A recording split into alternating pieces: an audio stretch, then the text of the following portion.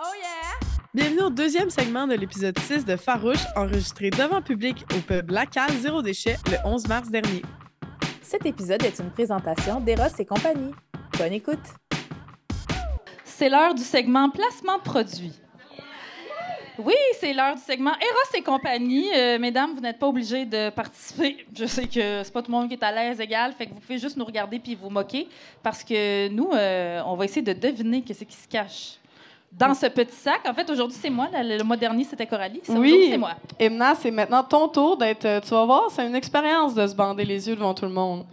J'ai hâte que tu le testes. Et à chaque épisode, maintenant, on a un jouet ou un accessoire ou un super cossin gracieusement envoyé par nos amis de chez Eros et compagnie pour faire deviner. Et d'ailleurs, si jamais vous voulez acheter des petites choses coquines, on a un code promo Farouche15. Achetez-vous des dildos. C'est ça qu'on vous dit. Et on est des féministes, hein, fait que c'est super important pour nous de valoriser une sexualité positive et de s'empouvoirer. Oui, j'avais-tu une ligne à dire parce que je vois plus rien? Je sais pas, mais je n'aime pas ce mot-là, oui, s'empouvoirer.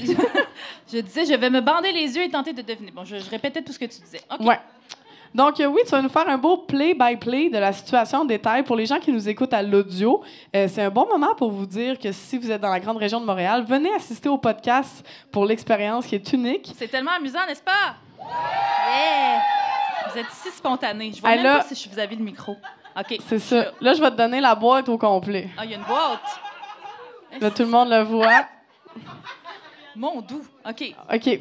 Donc, bon, est-ce que tu penses que c'est un jouet? Est-ce que tu penses que c'est un accessoire? Ben, on a là, le shakeage de la boîte. Ça shake. La boîte est de forme prisme à base rectangulaire. Fait qu'on va l'ouvrir parce que ça sert pas à grand-chose. On salue ton prof de maths. Oui, mon Dieu, j'ai cherché loin. Ouh! Ben... Et c'est bon. Ah, il y a des gosses après ça. OK. Alors... Pour les Français qui nous écoutent, on parle de testicules. Oui, non, c'est pas des... Hi! OK, ça a une texture... Ouh! Oh, mon Dieu.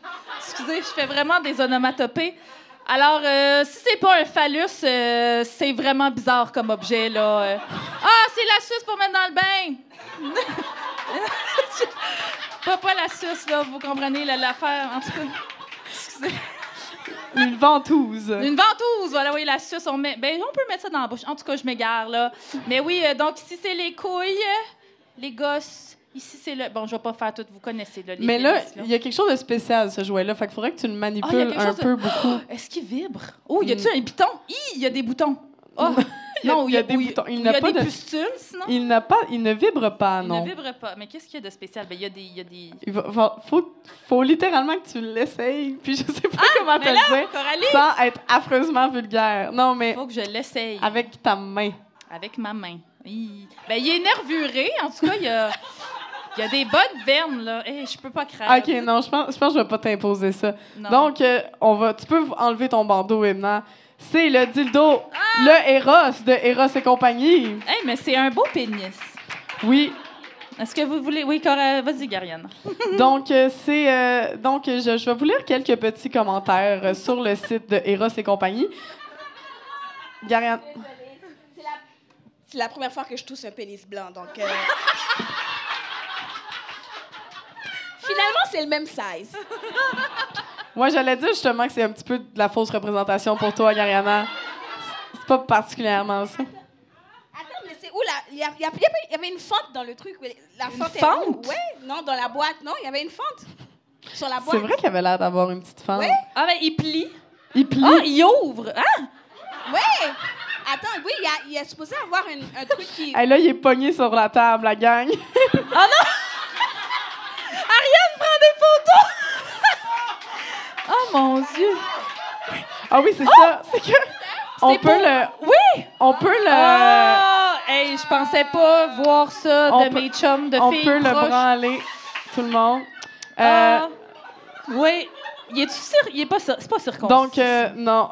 Non, d'ailleurs, quelqu'un qui dit le dildo sur le site de Eros et compagnie, c'est le dildo. Quand on vous dit de venir assister en personne, là, c'est Parce pour les moments que Gariana t'a pitché ça, là, le bruit était incroyable. C'est le dildo le plus réaliste, selon moi, ce que dit commentaire de Stéphania. Avec la peau qui bouge, c'est la première fois que je vois un dildo avec cette fonction. J'apprécie qu'elle dise que c'est une fonction.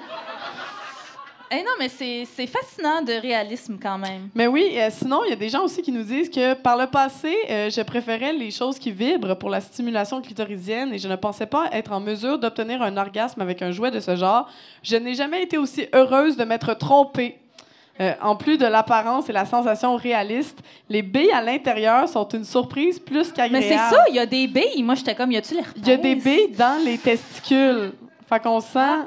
C'est ça. On sent les petites balles. Hey, Voilà. c'est du Et là, pas plaisir. pour l'audio, moi, j'ai envie qu'on entende encore le... Hey, le dildo, il est attends, pogné. non, non, Je non, peux il vous faut- assurer Il faut faire ça. que ça va Attends. tenir dans la douche. Attends.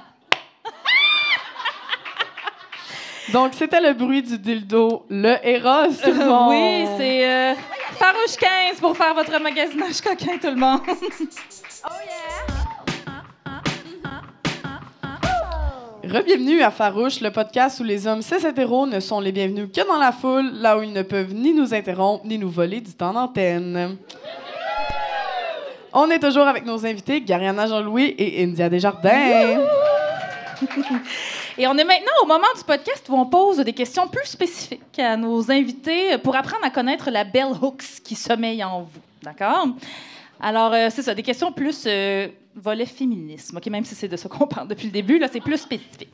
Gariana, si je commence par toi, comment se manifeste ton féminisme? Là, ça a l'air tout stagé, mais comment se manifeste ton féminisme à travers ton art?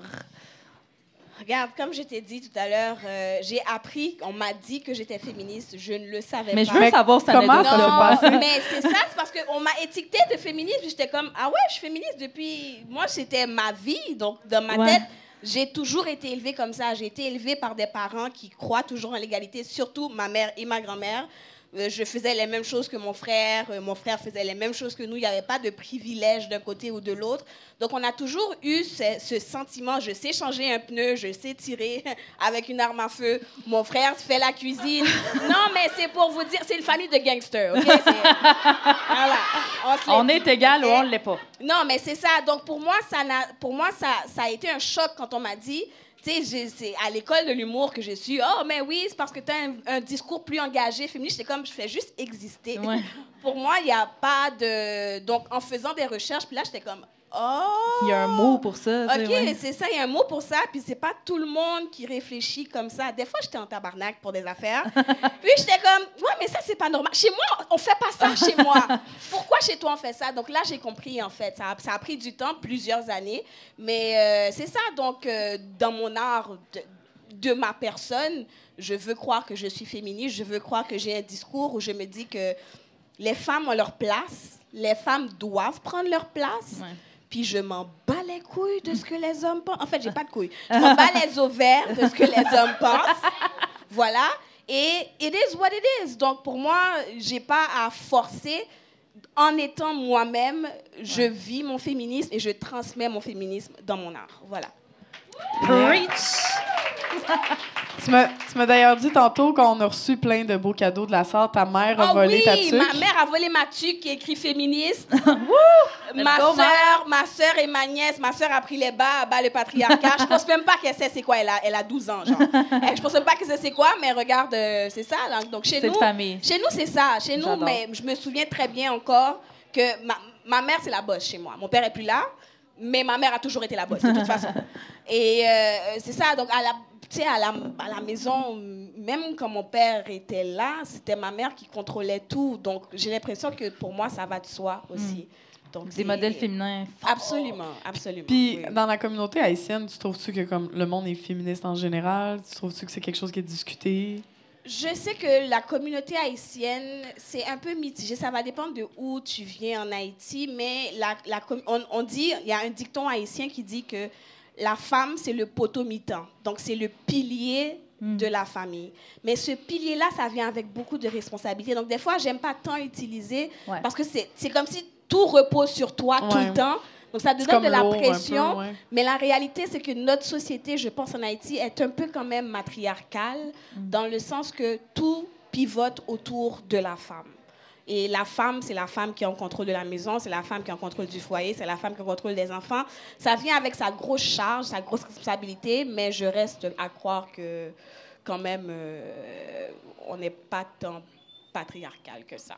OK. Yeah. Est-ce que les femmes sont dans les postes de pouvoir aussi? Non, C'est on va dire moitié-moitié. Moitié-moitié. Après ça, les hommes, il y aura toujours des connards. Bon, on est d'accord avec ça. Partout, mais c'est ça. Mais ouais. je vais dire moitié-moitié quand même. Il y a quand même, je vais pas dire il y a beaucoup de femmes.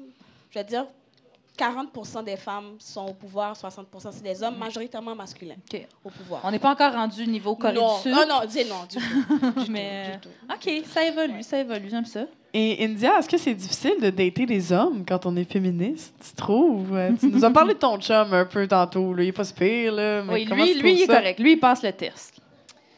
Mais en fait, ça me fait tout le temps un petit peu quelque chose quand on pose cette question-là, parce que c'est comme si il fallait d'emblée exclure les hommes de notre féminisme, puis qu'on croyait pas. Tu sais, c'est comme si on se disait, OK, bon, l'égalité, ça se peut pas, donc je vais faire autre chose. Moi, je pense que j'ai voulu croire à l'égalité. J'ai juste tombé sur des trous de cul.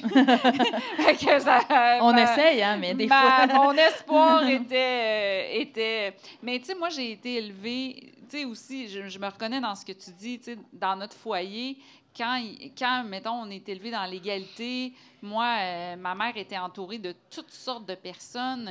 Moi, j'ai appris qu'on pouvait aimer des personnes. C'est comme ça que j'ai été élevée dans l'amour. Donc, moi, j'ai toujours eu mon regard que je pouvais tomber en amour avec une personne. C'est juste que les autres personnes tombaient pas en amour avec moi. Donc, tu sais, l'hétérosexualité est arrivée un peu comme par la force des choses. Puis, je me suis rendu compte que je parle bien trop pour rien, hein, excusez. Ben non, c'est un podcast. Moi, là, OK, j'ai 47 ans, rendu à 9h15, là, je suis proche de me coucher habituellement en pyjama.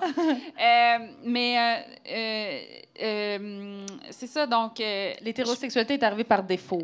L'hétérosexualité, en fait, moi, ce qui me faisait souffrir, là, c'était de ne pas avoir d'égalité. Que ce soit toujours le partenaire gars qui décide, que ce soit lui qui soit aux commandes, que ce soit lui qui décide quand on peut se texter, quand on peut se voir et tout ça. Et moi, ce que je souhaite, c'est plus d'égalité dans la société, mais dans l'amour aussi. Puis j'ai l'impression que les gens y croient de moins en moins, ce qui fait qu'on se pose ces questions-là. Est-ce que ça se peut être féministe? Mais oui, j'espère que ça se peut, parce que pour moi, le féminisme inclut tout le monde, même les hommes. Ouais. Et j'ai lu Bell Hooks, justement, la volonté de changer. Tu sais, t'en parlais, tu disais notre Bell Hooks intérieur. Bell Hooks y croyait, la volonté de changer. Ça parle des hommes, en fait, puis que les hommes, c'est l'autre... Lise Plank aussi en parle dans ses livres, c'est l'autre côté de la même médaille. C'est le patriarcat, ça fait souffrir les femmes, ça fait souffrir les hommes aussi, dans le sens que c'est une pression de devoir être le héros, le pourvoyeur, de ne pas pouvoir montrer ses émotions, tout ça. Et j'ai eu la chance de rencontrer Olivier, qui était ouvert à toutes mes rants féministes, que ça ne le dérange jamais quand je le texte, que j'ai le droit, moi, de choisir aussi des choses, que j'ai le droit dès le départ qu'on était ensemble, j'avais le droit d'avoir envie d'être avec lui, parce que moi, là, j'en étais venue à penser que... L'espèce de relation toxique, là, de comme, faut jouer l'indépendante, puis tout ça, c'est ça que tu veux dire un peu? Oui, c'est ça. C'est que...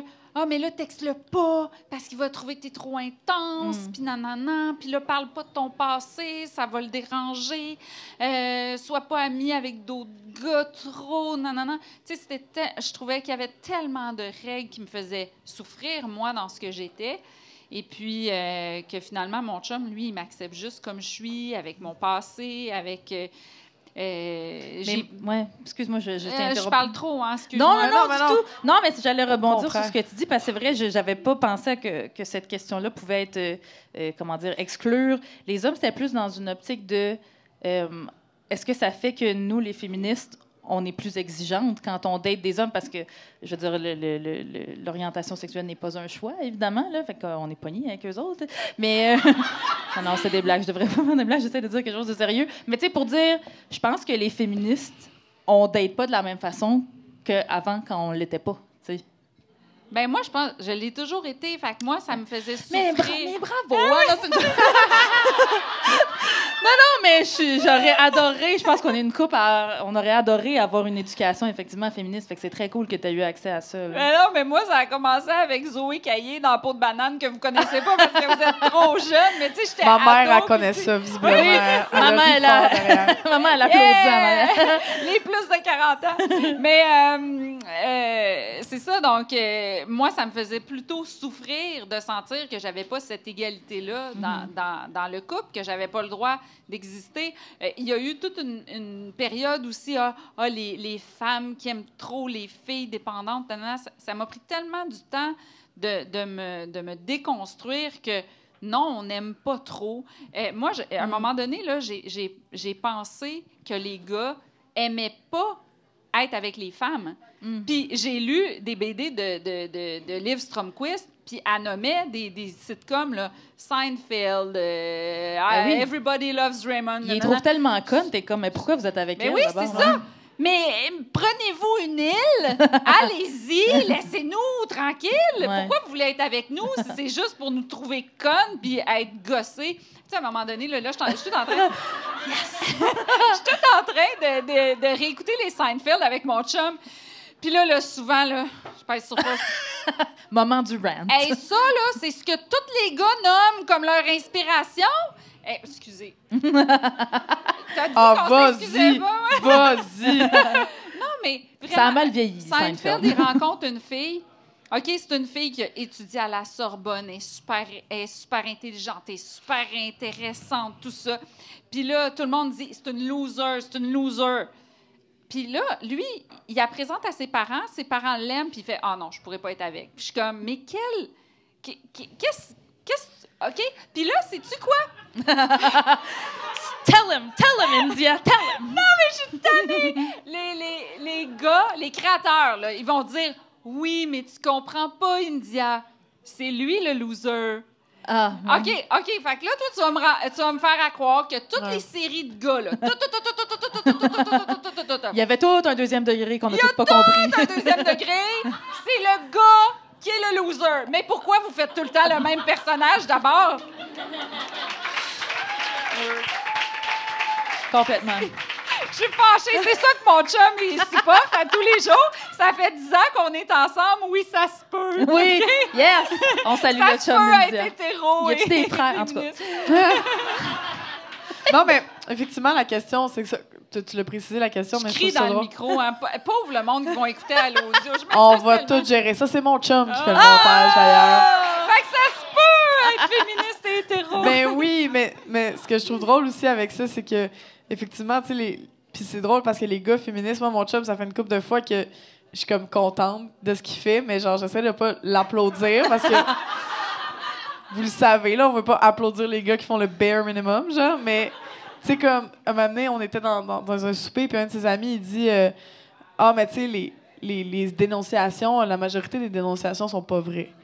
What? Et là, évidemment, moi, j'étais en train de genre vouloir flipper à table. Puis là, mon chum, genre même pas en me regardant, il fait juste faire « Hey, non, c'est pas vrai, ça, c'est vraiment une fausse. » Puis il commence à défendre ce point-là, puis j'étais comme « Oh my God, je t'aime, fais-moi des enfants. » Puis c'est fou parce que les gars, des fois, qui veulent pas nous défendre, ou tu sais, on l'a vécu avec moi puis Emna, avec Pas de filles sur le pacing, puis on voit, ou juste la Journée internationale des droits des femmes, comment les gars, on est comme « Chris, vous êtes peureux quand même d'en parler, alors que c'est tellement hot, un gars féministe, que On réglerait le problème d'une selle de même. Là. ben c'est ça, tu sais. Puis je pense que s'ils se parlaient de ça ferait en sorte qu'il y ait des femmes aussi qui seraient pas pognées à comme devoir quasiment faire des tests avec les gars, tu sais, de voir comme OK, on va écouter Seinfeld, toi, qu'est-ce que t'en penses? C'est quasiment ça. Fait c'est ça. Tout à fait. Une question pour les deux. Une bonne anecdote de mansplaining à nous raconter. Peut-être commencer par Gariana. Je suis sûre que tu en as plusieurs. Ouais, non, mais plusieurs. Là, tantôt, ce matin, j'en ai parlé à Coralie, justement. Mon meilleur ami, un homme. C'est drôle, déjà. Ouais, c'est ça. Qui est aussi mon ex, mais ça, c'est un détail. Mais ouais, j'ai pas la situation claire, mais je me souviens que j'étais vraiment fâchée parce qu'on était coloc pendant quelques années. Et puis, il essayait de m'expliquer mon métier d'humoriste. Puis je suis comme... Ah. T'es pas humoriste, ta gueule.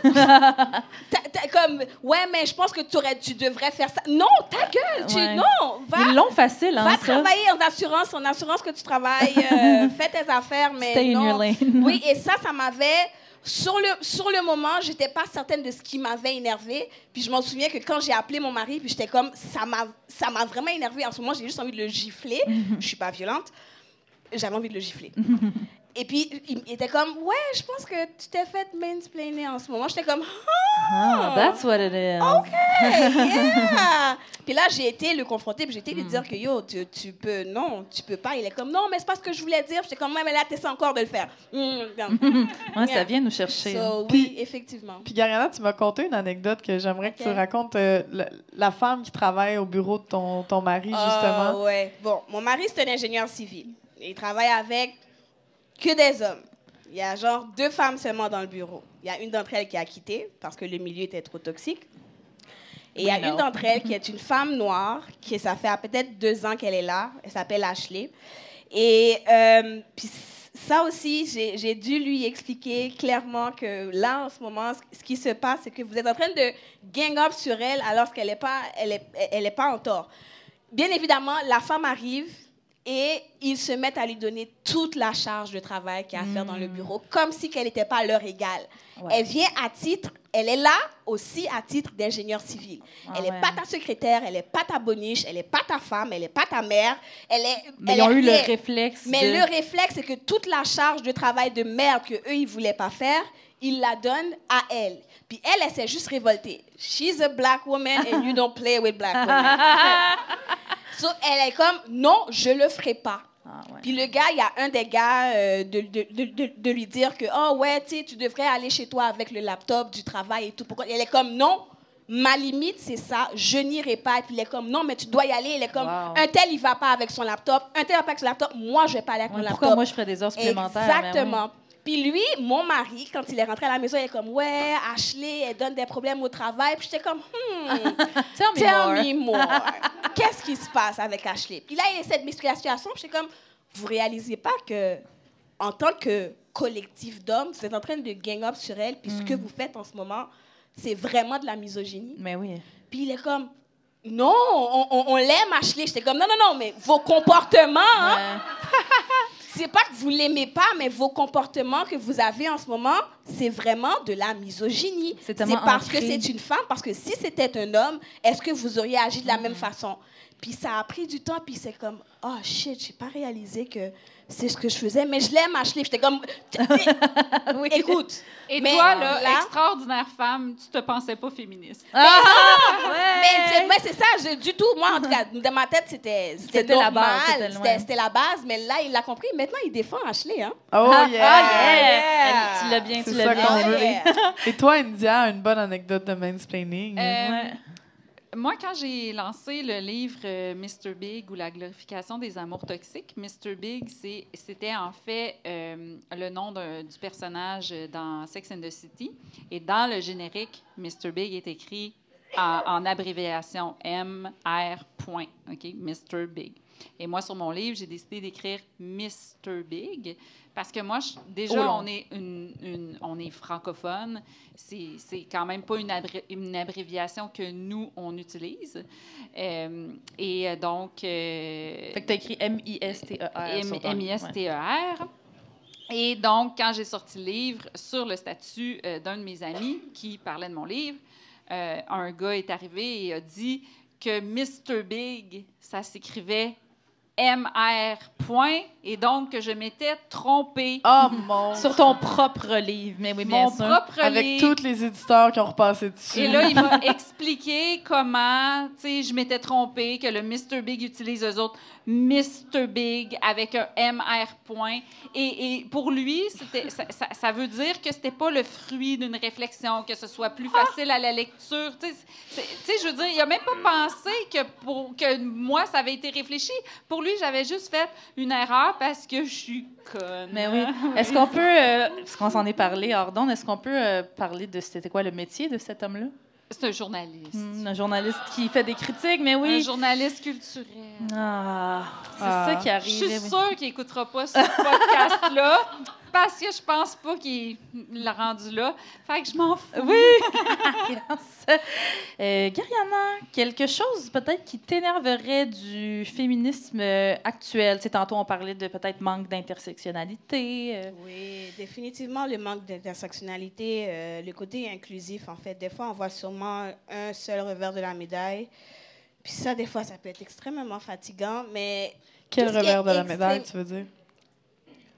Le féminisme blanc, Oui. pour ne pas dire, pour ne Ouais. pas le citer. Non, Je voulais pas le dire dans Ah, ce genre. ok. Non, let's say C'est it. ça. Oui, oui. Donc, tu sais, de voir, des fois, on a des œillères, puis tu te dis, oh, mais non, ça se passe comme ça, puis tu oublies les autres personnes. Donc, moi, c'est toujours le discours de l'inclusion. C'est qu'il faut penser, on est féministe, oui, mais j'aime pas qu'on dise, ouais, mais c'est une cause à la fois. Non, c'est de la bullshit. Ah, On mon peut Dieu, tout ça. faire en même temps. On est capable de tout apaiser en même temps, puis chaque personne dans son front, bon, bref. Mais les gens qui sont extrémistes aussi, moi, je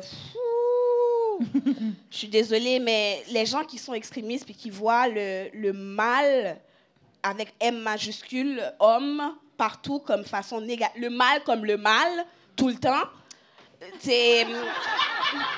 Oui, c'est ça la Exact. joke. Je lui ai dit tantôt, j'étais comme Ouais. Gary, je te gosse un peu Je dans le sais. fond. Non, mais oui, mais non. Mais non, mais. Dans le sens que non, Je tu sais qu'on me s'aime. gosses pas parce qu'on est capable d'avoir une discussion. Oui, oui. Mais les gens qui sont pas capables, avec qui tu n'es pas capable d'avoir de discussion, Ouais. puis qui sont dans leur discours, puis qui voient la vie c'est noir ou c'est blanc, il n'y a pas de zone grise, moi ça m'agace. C'est la même chose pour les discours qui sont racistes aussi ou quoi que ce soit. Ouais. Ça peut pas être tout le temps. Oh, c'est tout le temps la faute de l'homme blanc. Je suis comme, non, mais à un moment donné, il faut qu'on prenne une part de notre responsabilité aussi. Ça ne peut pas aller dans un sens unique. Donc, c'est surtout ça qui me. Ouais, qui des me fois, tape c'est sur la le faute des système. hommes arabes aussi. Non, c'est pas vrai. Non, je veux pas. Non, drames. mais Mais oui, je c'est comprends ça. ce que Moi, tu veux c'est tout dire. ce qui est comme trop Ouais. radical. Ouais. Mais on en c'est parle. le Oui, système. c'est ça. c'est le C'est système. pas les joueurs. C'est pas les C'est individus. le système. Tu sais, il faut critiquer plus le système que les personnes dans le système. Tu sais, moi, j'ai beaucoup appris ça. Ça a fait partie de mon évolution dans mon discours de critiquer plus le système que les joueurs dans le système. Oui, bien, on en a parlé, moi puis Emna, parce que Julien Lacroix, ça nous a mis en tabarnak, évidemment. Puis moi j'ai organisé une manifestation contre Gilbert Rozon quand il a été devant la cour. La deuxième fois, pas en 1996, parce que je naissais. Ça aurait été un peu intense. Non, mais ça aurait été ton genre. Oui, c'est ça, je suis militante, mais pas en couche quand même. Quoique, on demandera à ma mère. Puis, oui, j'ai organisé la manifestation contre Gilbert Rozon, puis tout le long qu'on l'organisait, c'était super important pour nous autres de faire comme, OK, comment on s'assure que le message, c'est pas « fuck Gilbert », qui est un peu le cas, mais que C'est plus gros que ça. ben, ouais. c'est plus gros que ça. C'est un symbole du problème dans le système. Puis que des fois, oui, on a l'air d'attaquer un joueur, mais c'est parce que c'est la meilleure représentation du système. Parce que sinon, comment tu parles du tout? C'est impossible de parler du tout. Il faut parler de chaque personne, surtout pour les journalistes. Les journalistes ont vraiment besoin de raconter une histoire, donc il faut leur donner une histoire. Puis on a fait ça. Puis la même chose pour Julien Lacroix. On avait envie de flipper des tables, puis on est comme, qu'est-ce qu'on fait? Mais si Julien Lacroix, puis là, je le dis aux féministes qui nous écoutent aussi, qui ont peut-être envie de pitcher des œufs pour vrai, mais il faut s'assurer que cette personne-là ne devienne pas un martyr non plus, Ça serait parce que pire, sinon, ça serait pire. On a de la misère à parler du système après. Fait que c'est tout le temps comment qu'on fait pour prendre la personne en tant que symbole, pas en tant que le mauvais, et d'en parler de façon systémique. C'est super difficile. Même chose avec Pas de filles sur le pacing. On s'est fait dire qu'on attaquait les gars parce qu'on mettait les pacings Pas de filles sur notre page, puis t'es comme, non, mais comment je le montre qu'il n'y a pas de femmes? Comment je le montre qu'il y a une invisibilisation si je montre pas l'accumulation? Fait que c'est comme ça qui est difficile des fois, je pense, dans l'argument féministe en général, de faire, OK, là, genre, on back off tout le monde, on back, puis on regarde le big picture. Parce que sinon, on est comme dans une conversation de oui, mais tu sais, des fois, il est fin. Puis c'est pas ça qu'on peut dire. Tu sais. Ouais, avec Pas de filles sur le pacing, l'histoire de Sonia Bélanger, là, Ouais. qu'il y a eu cet été avec la fausse humoriste. Puis même, on a donné tellement d'entrevues, puis la plupart des journalistes étaient honnêtes, éthiques, avaient fait leur travail comme du monde. Puis il y en a quelques-unes qui Ah, mais avez-vous parlé avec Julien Dionne, le gars qui a eu l'idée de cette merveilleuse joke-là, ou pas? Est-ce que vous l'avez confronté? Puis on était comme, mais on s'en contre-torche de Julien Dionne. Il y a du monde qui lui envoyait de la haine. Là. Nous, on se faisait reprocher, vous incitez les menaces de mort envers. Puis nous, on était comme, mais c'est la pointe de l'iceberg, Julien Dionne. C'est ce pacing-là avec la fausse humoriste. C'était comme le 160e qu'on postait sur notre page. Fait que c'est tant mieux si ça l'a fait parler plus. Mais nous, c'était pas Julien Dionne qu'on dénonçait, c'était un énième pacing sans femme. Ouais. Fait que on aurait intérêt à, regarder plus le big picture. À un moment donné, c'est comme si on nous demande tout le temps d'être comme bonne joueuse, puis d'avoir de l'humour, puis il y a comme des petites violences répétées, puis à un moment donné, tu sais, on éclate, on est fâché, puis c'est comme si après ça, tu sais, juste l'exemple de masculinité toxique, tu sais, bon. Nous, on se comprend là-dedans. On sait que c'est pas la masculinité qui est toxique, c'est des aspects qui sont toxiques pour les personnes, autant les gars qu'autant les filles. Mais là, les gens n'aiment pas masculinité toxique. Bon, okay, Virginie Fortin a une joke là-dessus en disant que ça sonne comme pénis poison. C'est ça.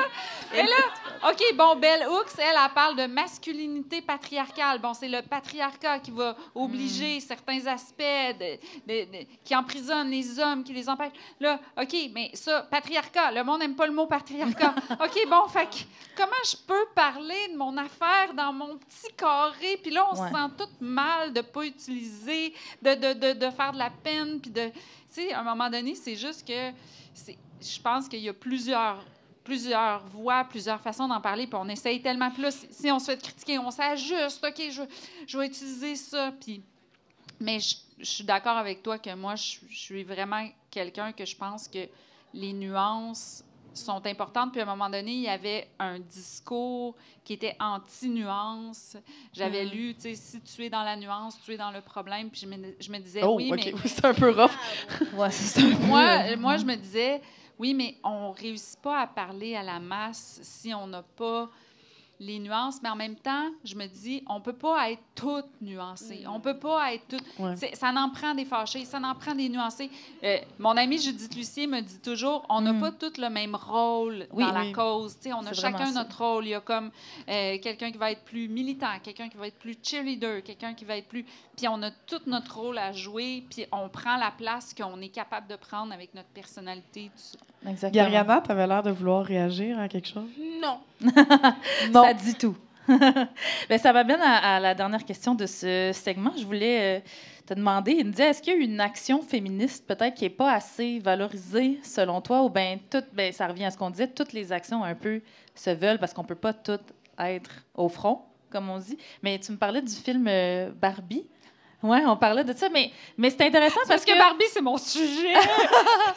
Mais c'est parce que, bon, le film Barbie a été récompensé de plein de façons, mais a aussi été critiqué autant par les messieurs qui ont fait comme épelaire que par des féministes qui trouvaient que c'était peut-être trop niveau 1 de féminisme. Niveau 1. Encore là, bravo! T'es rendu au niveau 15. Ben, en fait, tu sais, moi, j'ai beaucoup aimé le livre Bad Féministe de Roxane Gay. Je sais pas si vous l'avez lu, mais elle dit là-dedans que quand, dans le fond, on critique une féministe qui prend la parole par une œuvre en disant « c'est pas assez féministe, c'est pas le bon féministe », tout ça, mais pendant qu'on critique elle, là, ben, il y a comme 15 autres œuvres à côté qu'on pourrait critiquer mieux. Ouais. T'sais, donc, elle donnait l'exemple de Girls dans son livre, mais moi, je prendrais Barbie. Barbie, là, on dit, OK, Barbie, c'est trop capitaliste. OK, mais il y a comme 50 films d'Avengers, comme... Pourquoi c'est Barbie, là, que tout d'un coup, que vous trouvez trop capitaliste? Ouais. Bon, après, manque de diversité. OK, l'autre film de l'année, c'était Oppenheimer. Il y a 0 diversité, Bon, là, on critiquait pas Oppenheimer pour ça. On critiquait Barbie. Oppenheimer, il y a 2 personnages féminins. Il y en a un qui est tout nu tout le film. Puis, quand tu la googles, ce personnage-là, dans la vraie vie, c'était un médecin. OK? Ah ouais.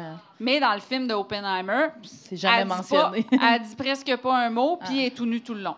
Puis d'ailleurs, je sais pas si vous avez remarqué, mais il n'y avait pas d'actrice d'Oppenheimer en nomination pour meilleure actrice parce qu'il y en a juste 2 puis ils parlent quasiment pas. T'sais. Pour la meilleure tout nue. La médecin. Oui! OK. Puis il considérait... Moi, j'ai lu un article qui considérait que la méchante du film, c'était la femme d'Oppenheimer. Ben oui, t'as quelqu'un qui a créé la bombe atomique, mais c'était la femme qui était la mauvaise maman qui était la méchante du film. Hey, tu sais, c'est ça. Moi, en tout cas, Oppenheimer, partez-moi pas là-dessus, ça me fâche. Et ce n'est pas mon film de l'année. Donc, mais tout le monde le comparait à Barbie, puis j'étais comme 2 films qui se comparent pas. Mais oui, tu sais, moi, j'aimerais tellement qu'on soit... qu'on soit plus... C'est le fun que Barbie existe. Puis moi, je pense que pour vulgariser le féminisme, il faut pas être au niveau 1. Tu peux pas vulgariser niveau 1 si t'es... Puis qu'est-ce que ça veut dire, ça, niveau 1, niveau 15, niveau... C'est comme de donner des fleurs au monde. Mais oui, pour moi, Barbie... Puis il y a des gens qui disaient que Barbie était l'histoire de Ken. Mais c'est de ne pas comprendre les quêtes intérieures, je trouve, parce que... Tu sais, pour moi, l'histoire de Barbie, c'est quand on est petite, là, puis c'est exactement ce que tu racontais tantôt, c'est quand on est petite, là, on vit dans un monde tout bien, on vit dans un safe space, tu sais, on est la boss de notre affaire, on est la boss de notre jeu, c'est nous qui décidons et tout ça. Et quand on arrive dans le vrai monde, on se fait attaquer par les inégalités sociales, le patriarcat, tout ça. Et là, on se rend compte, OK, ça va être plus dur que quand je jouais dans mon sous-sol avec ma petite auto rose, puis tout ça, ça sera pas... Et quand Barbie arrive dans le vrai monde, c'est là qu'elle ressent la violence. Moi, ça me donne des frissons quand elle arrive dans le vrai monde. Et à la fin, finalement, elle décide de faire face à la réalité. Parce qu'elle pourrait rester dans son monde toute protégée et tout ça, mais elle décide de faire face à la réalité puis de devenir une humaine plutôt que d'une idée qu'elle se fait de la vie. Et moi, je trouve ça touchant et je me dis, j'ai de la difficulté à comprendre comment l'extrême droite peut critiquer et bannir ce film-là et comment, comme féministe, on ne peut pas saluer une créatrice qui a réussi à intégrer des notions féministes dans le mainstream. Et non seulement ça, mais quand tu connais un peu le cinéma, tu vois toutes les références qu'elle a mises cinématographiques dans le film en les renversant. Et ça, je me dis, c'est extrêmement efficace. Et moi, je ne peux pas la regarder avec condescendance. Greta, qui est mon idole, puis dire, tu n'as pas mis le bon féminisme dans ton film, puis tu n'as pas fait assez de... Quoique, je vais vous dire, nuance encore, je comprends les critiques qui trouvent que ça manque de diversité ou de ci ou de ça, que des choses manquaient. Parce que savez-vous quoi? Parce qu'on n'a pas l'égalité dans nos divertissements. On n'a pas l'égalité. Il manque de représentation de toutes sortes, de tout ce qui n'est pas un homme blanc dans le divertissement. Alors, quand il y a quelque chose qui nous montre une petite fenêtre. On essaie de mettre tout on se dit, sur le mais j'aurais aimé ça qui est ça, j'aurais aimé Exactement. ça qui est ça, j'aurais aimé ça qui est ça. Mais là, on demande à une créatrice de réparer tous les problèmes du Et une créatrice ne peut pas réparer tout. Elle fait de son mieux pour l'histoire qu'elle avait. Et ce qu'elle avait, c'est Barbie. Elle a réussi à faire ça. Elle a réussi à faire $1 million. Elle a réussi à être bannie dans des films, dans des pays qui étaient misogynes. Donc, pendant qu'on critique une œuvre de femme qui a vraiment fait... Tu sais, Lego Movie, là, Lego Movie ne disait rien sur notre société. OK? Oui, on parle du film de Lego, là, oui.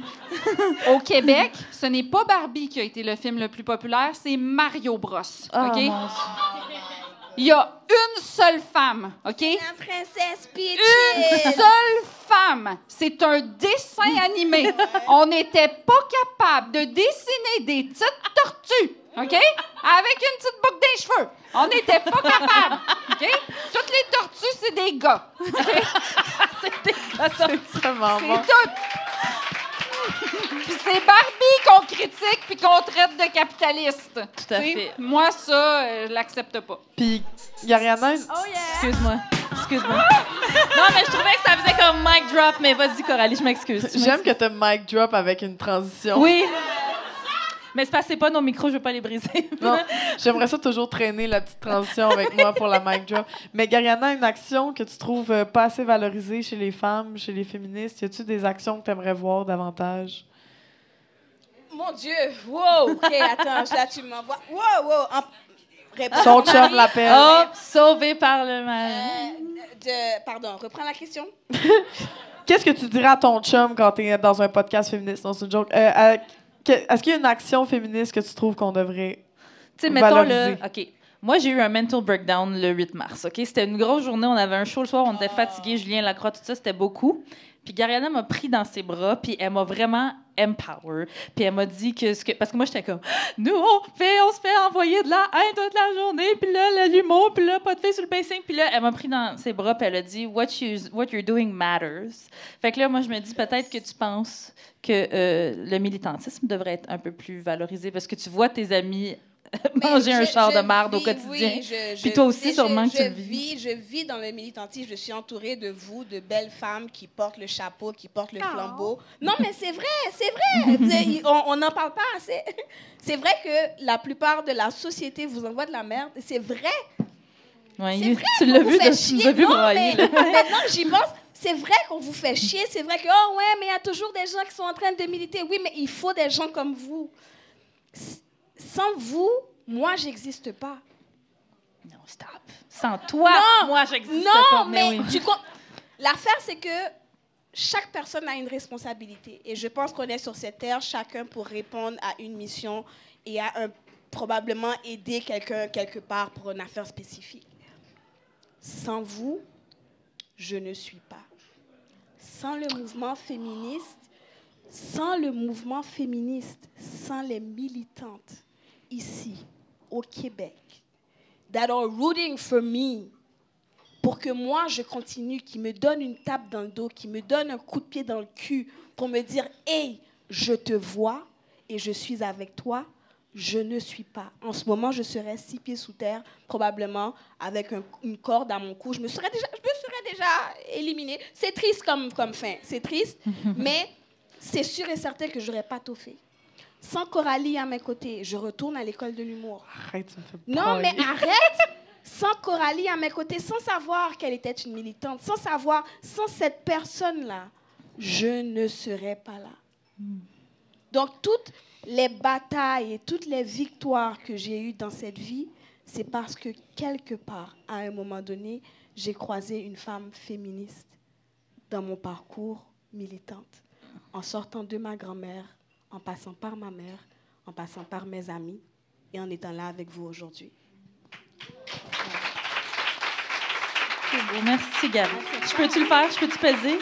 Là, tu peux mic drop. Oh yeah! Bon, on va essuyer la morve qui me coule du nez, tout le monde. My God, merci. J'avais pour comme ça. le goût de me lever, Oui! coller. On arrête le podcast, on fait juste tout ça faire des câlins. Mais j'ai fait la script édition du spectacle de Gariana, puis à la fin de sa première représentation, elle se met à pleurer. Je me suis mis à pleurer, mais on a juste une photo de les deux. On braille avec tout notre maquillage qui coule. C'est incroyable. C'est un très beau moment. Oh yeah! Merci d'avoir écouté le deuxième segment de l'épisode 6. Le prochain segment dans lequel on va faire la peine à ben du monde en écorchant les Beatles et où Emna nous fera son édito sur la fatigue post-8 mars sera en ligne la semaine prochaine. Si vous voulez entendre l'épisode complet avant tout le monde, vous pouvez vous abonner à notre Patreon à partir du palier charge mentale. N'hésitez pas à suivre notre page Instagram Farouche Baramba Podcast, à rejoindre notre groupe VIP Farouche le Podcast sur Facebook et à nous partager vos commentaires et nous laisser un beau 5 étoiles sur les plateformes de balado. En terminant, merci à Eros et compagnie de contribuer au rayonnement du podcast. N'oubliez pas d'utiliser notre code promo Farouche15 pour votre magasinage coquin.